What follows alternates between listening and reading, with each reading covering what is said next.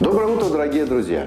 Сегодня я расскажу вам об эффективных способах борьбы с кашлем в домашних условиях. Для борьбы с этим недугом нам на помощь, как всегда, приходит лук. В народной медицине есть одно годами проверенное средство на основе лука. И вот его рецепт. Головку лука нужно мелко покрошить и засыпать сахаром в пропорциях 1 к 1.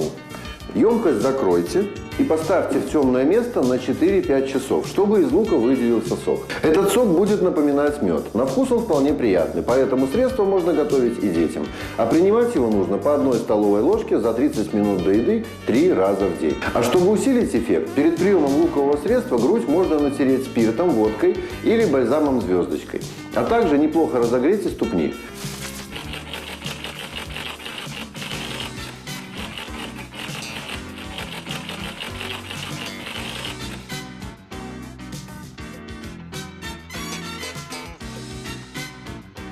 Еще при кашле полезно пить теплый свежевыжатый морковный сок. В него можно добавить немного меда и принимать каждый час по несколько глотков. Что ж, а на сегодня это все. Я желаю вам крепкого здоровья и хорошего настроения. До новых встреч!